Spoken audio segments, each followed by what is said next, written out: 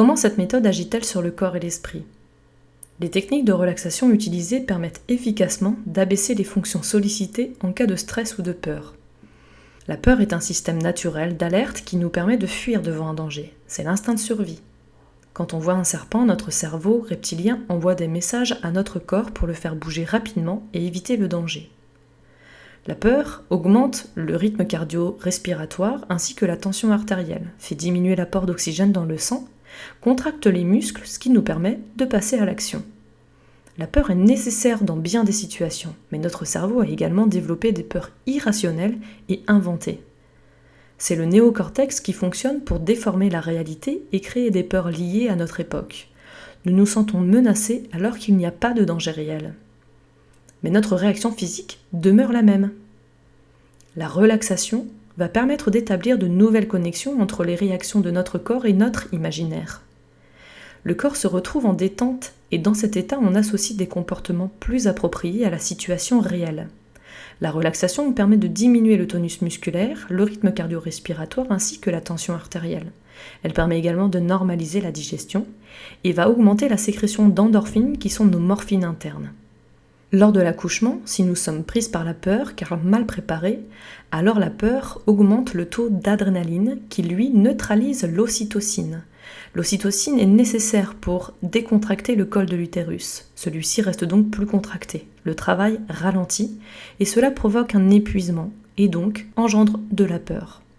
Pour permettre alors de sortir ou de ne pas passer par ce cercle vicieux, cette méthode vous prépare à modifier les peurs et les comportements inconscients de votre cerveau qui habituellement vous guident. Parce que l'on associe à cet état de détente des suggestions et des visualisations positives qui permettent de reprogrammer en douceur vos comportements inconscients. De plus, cet état de détente libère des endorphines qui permettent de dépasser les douleurs physiques et morales. Et une séance de relaxation de 20 minutes équivaut à 3 heures de sommeil. Rien de mieux pour récupérer efficacement de la fatigue ou simplement pour dormir comme un bébé. L'état de relaxation dans lequel vous plongez progressivement vous amène à un état modifié de conscience qui est celui de l'état hypnotique. L'hypnose est un état naturel entre veille et sommeil que nous vivons tous les jours sans même nous en apercevoir.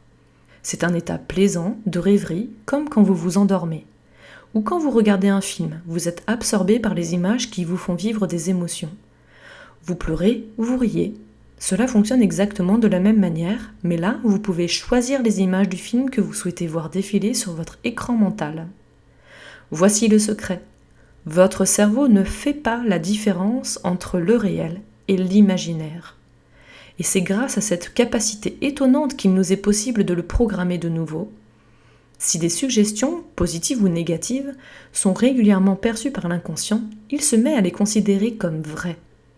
C'est ainsi qu'un joueur de basket-ball qui visualise tous les jours des lancers francs et qui s'entraîne physiquement marque plus de paniers qu'un joueur qui ne fait que son entraînement physique.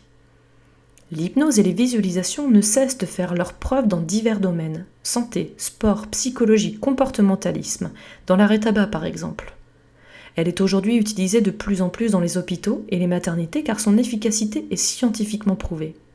De nombreuses études menées dans le monde entier montrent les effets bénéfiques de l'hypnose en préparation à l'accouchement.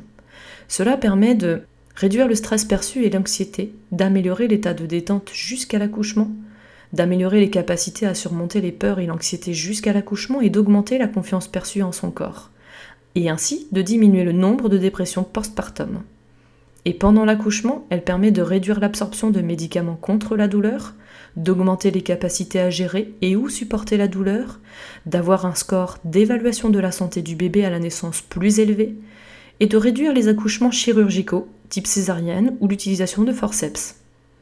Ainsi, selon Lise Bartoli, psychologue et hypnothérapeute spécialisée en hypnose natale, l'hypnose sert à se reconnecter à tout ce qu'il y a de plus maternel en soi et à toutes ses capacités à enfanter.